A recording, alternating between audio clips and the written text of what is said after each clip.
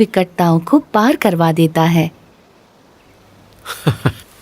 अगर मन के पक्के हो तो शायद तुम निर्भयता से घने वनों को पार कर लोगे, भयानक जानवरों का भी सामना कर लोगे और ऐसी कई विकटताओं को पार कर लोगे जो सामान्य मानव नहीं कर पाता। पर सन्यासी का जीवन अपने आप में एक संघर्ष है। साधु का जीवन कोई गुलाब के फूलों की सेज नहीं कि जिस पर आराम से सो जाओ, पर वो दो धार वाली तलवार है जिस पर मृत्यु पर्यंत चलना है। जहां ध्येय शुद्ध हो वहां उसे पूर्ण करने के सारे मार्ग परमात्मा तय कर देते हैं।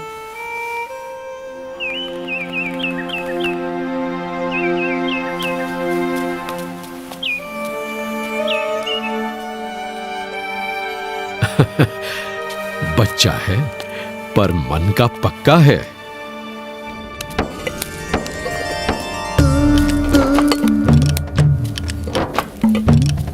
दुर्गम पहाड़ियों के बीच से भी रास्ता निकाल लेना, भयानक परिस्थितियों से भी बड़ी सहजता से निकल जाना और भोजन के लिए जो कुछ भी मिले उससे अपने शरीर को अनुकूल कर लेना नीलकंठ वर्णी भली भांति जानते थे।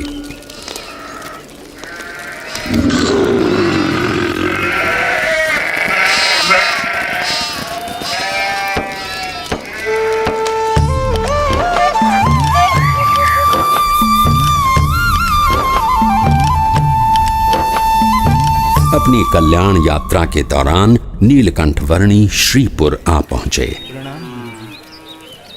प्रणाम महंत। आशीर्वाद। स्वस्थ तो हो ना? हाँ। प्रणाम। शुभम भवतु। कल्याण।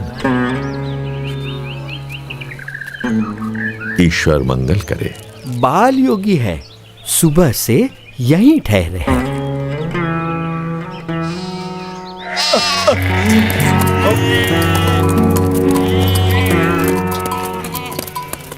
सब सुनिए, संध्या काल हो रहा है, सब सचेत हो जाइए। अपने मवेशियों को घर के अंदर ले लीजिए, बच्चों को भी ले लीजिए, सचेत रहिए। खेलना बंद करो, पता है ना बाहर कितना खतरा है। घर का ताला अंदर से बंद कर लेना, कोई बाहर ना निकले, ध्यान रखना। चलो चलो जल्दी करो,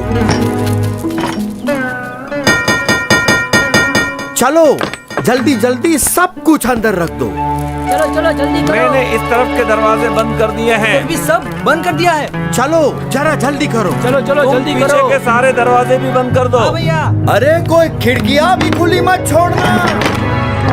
अरे सामान आने के बाद अपने सभी लोगों को अंदर बुला लो, कोई बाहर ना रह जाए। बेटे, मैं इस कमलेश्वर मठ का महंत हूं। अंधेरा हो रहा है और रात बहुत डरावनी होगी। मठ के अंदर आकर रहो। अंतर का उजास बाहर के अंधेरे से डरने ही नहीं देता। अच्छा, अगर मठ में रहना नहीं चाहते हो तो फिर श्रीपुर गांव में कोई और ठिकाना ढूंढ लो, लेकिन यहां मत रुको। मैं बस्ती से दूर एकांत में रहना अधिक पसंद करता हूँ। लेकिन यहां रुकने में खतरा है। यहां रात में खूंखार जानवर आते रहते हैं। इंसान हो या मवेशी, किसी का भी शिकार कर लेते हैं। यहां रात की हवा में मृत्यु मंडराती रहती है। तो आपका कहना है कि मृत्यु आपके मठ में प्रवेश नहीं कर सकती?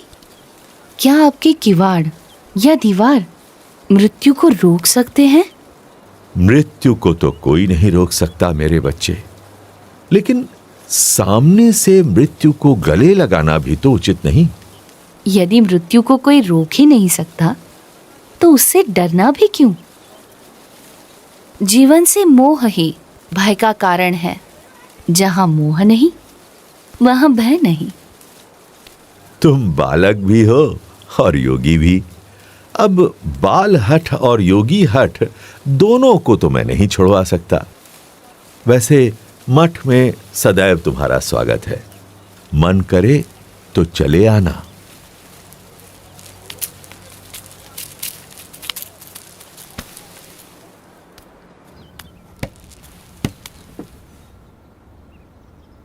मुझे भय है, अगर कोई जंगली जानवर आ गया तो इसकी मौत निश्चित है।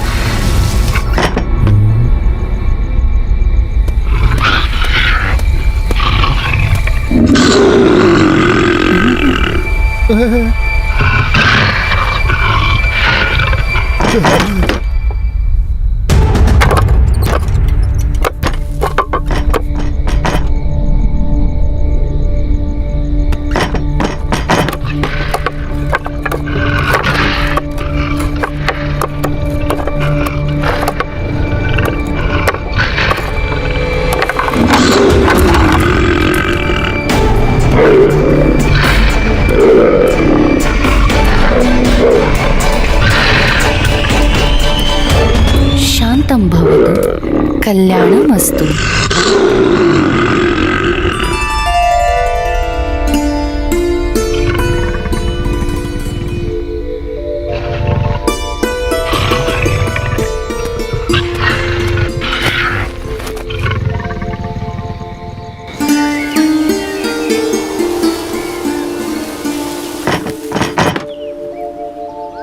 ये क्या?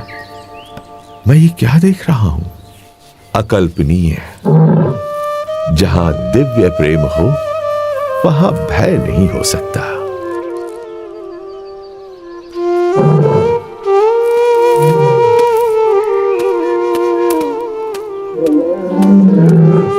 स्वामी, स्वामी रुक जाइए, रुक जाइए स्वामी।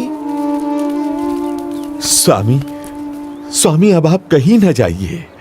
ये मेरा मठ, मेरी महंती, मैं स्वयं, सब कुछ आपका है स्वामी।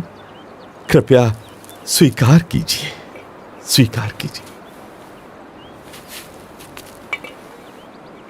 मेरा मठ तो सारा विश्व है। उस मठ को छोड़कर मैं इस मठ को कैसे स्वीकार कर सकता हूँ? और इन सब में ही बंधे रहना होता तो घर का त्याग ही क्यों करता? प्रभु, हमारा प्रेम स्वीकार कर यहीं रुक जाइए और हमें आपकी सेवा का मौका दीजिए। जब तुम दूसरों की सेवा करते हो तो मेरी ही सेवा करते हो। जब तुम दूसरों को प्रेम करते हो तो मुझे ही प्रेम करते हो। हरेक जीव में बसे परमात्मा के स्वरूप का आदर करना और उस आदर से हरेक को समान भाव से अपनाकर कल्याण के मार्ग पर प्रेरित करना, वो नीलकंठ वर्णी की अनूठी शैली थी। नीलकंठ वर्णी किसी भी प्रकार के भय से मुक्त थे और दिव्य प्रेम से युक्त थे, और इसीलिए कोई भी मुमुक्षु जीव बड़ी सहजता से नीलकंठ वर्णी से जुड़ जाता था।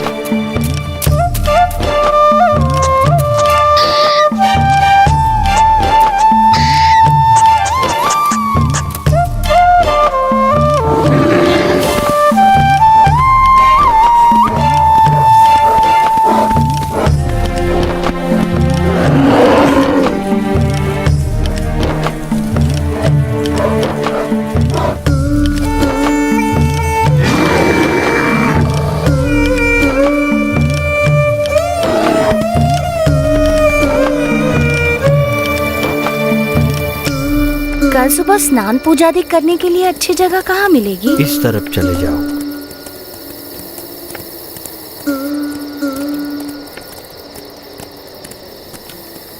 गंगे च यमुने चैव गोदावरी सरस्वती स्नानं करोमि ते जलैः। अन्नं चतुर्विधं स्वादु भोज्यं समर्पयामि।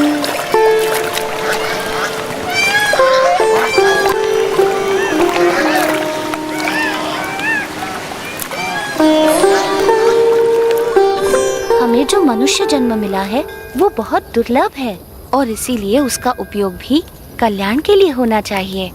संसार सिंधु तरन को नैया, भक्ति हरि की कर ले भैया।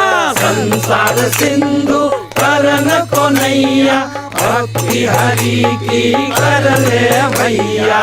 अंत समय हरि मुक्ति दिलावई, बिनु हरि के कछु काम न आवै। अंत समय हरि मुक्ति दिलावई, बिनु हरि के कछु काम न आवै। अंत समय हरि मुक्ति दिलावै, बिनु हरि के कछु काम।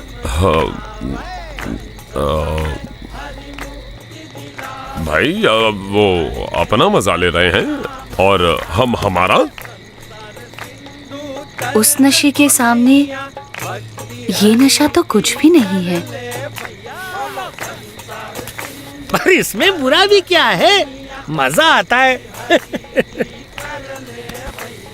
इस व्यसन से अधोगति है और उस व्यसन से उन्नति। पसंद भी आपकी है और निर्णय भी।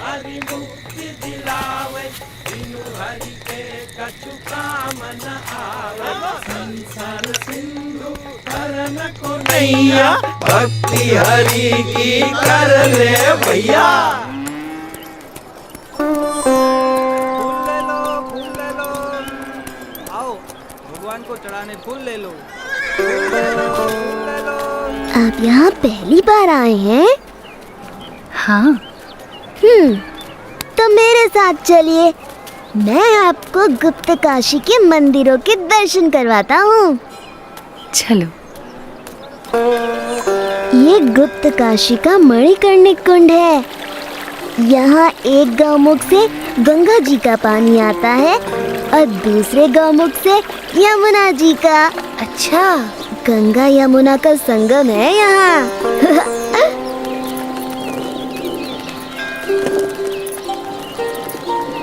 ये विश्वनाथ मंदिर है और ये पास में है अर्धनारीश्वर मंदिर।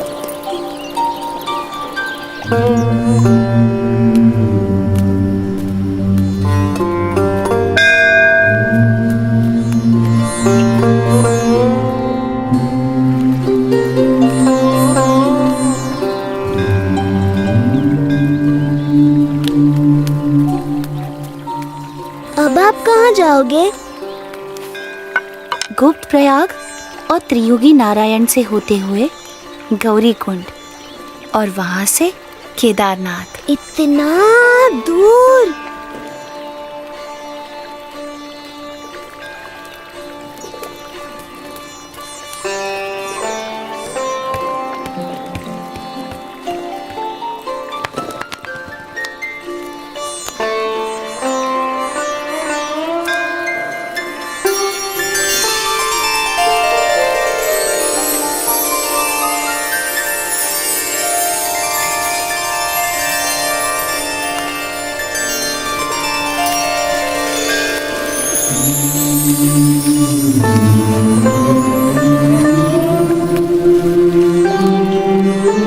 प्रणाम, अपना ध्यान रखना।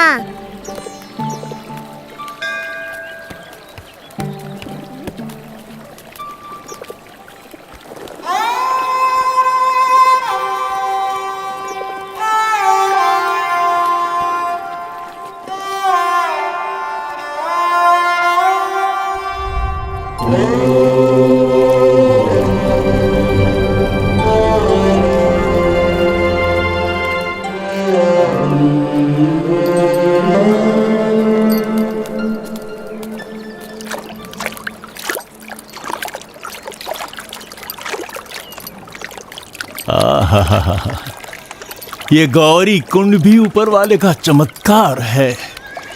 चारों तरफ केदारनाथ की ठंड और उसके बीच में इस गौरी कुंड का गर्म गर्मीला पानी। आहा, बस जी भर के नहाओ, ठंड की कोई फिक्र नहीं। सही कहते हो तुम।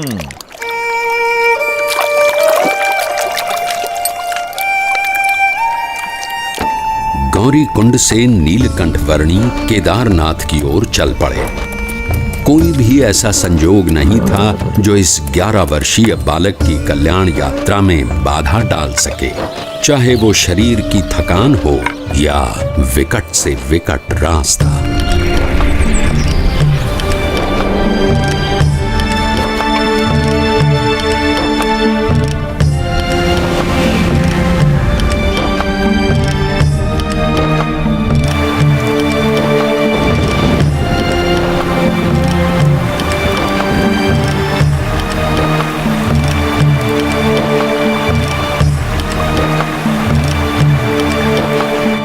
भवाटवी में साधु की संगत हरिपद प्राप्त करावे।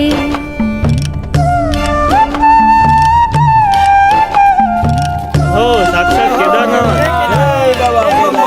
जय केदार।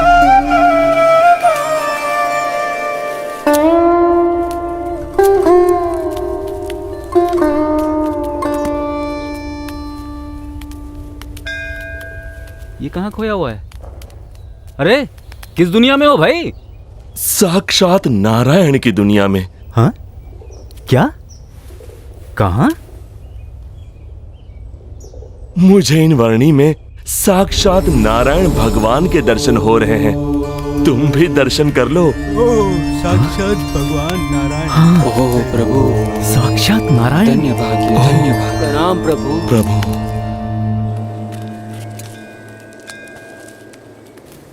मान लो कि तुम यहाँ केदारनाथ में हो। ये रहा केदारनाथ, और तुम्हें जाना है यहाँ बद्रीनाथ में। हाँ, ये रहा बद्रीनाथ। अब सवाल ये है कि भाई जाओगे कैसे?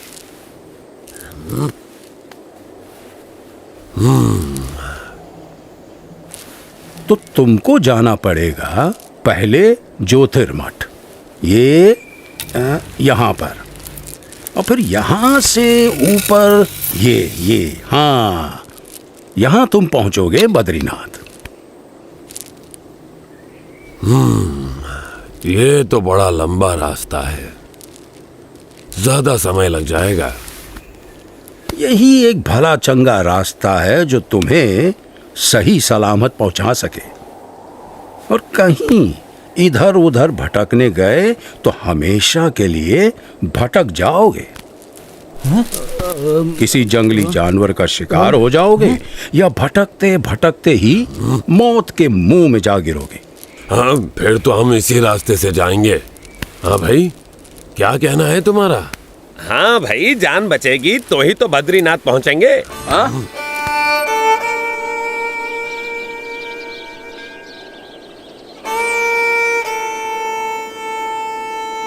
थोड़ी देर ज्यादा लगेगी, पर जिंदा तो पहुंचेंगे। हाँ, सही समझे। हाँ भाई, सुरक्षित रास्ते से ही चलेंगे।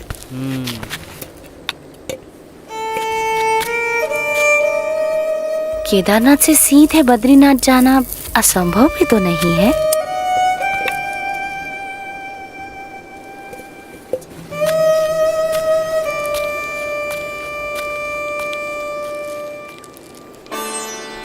केदारनाथ से सीधे बद्रीनाथ, एक ऐसा मार्ग जिससे गुजरने के बारे में कोई सामान्य मानवी तो सोच भी नहीं सकता था, जहां मानो मनुष्य जीवन का अस्तित्व ही नहीं था। ऐसा कुछ भी नहीं था जो मनुष्यों को जीवित रहने देने का कारण बने। अगर कुछ था तो बस कदम कदम पर खतरा।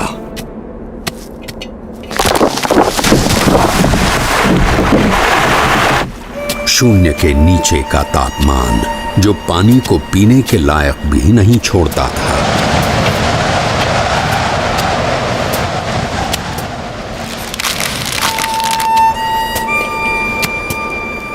मीलों तक फैली हुई बर्फ जैसे विपत्तियों का महासागर और हर क्षण मृत्यु का आह्वान।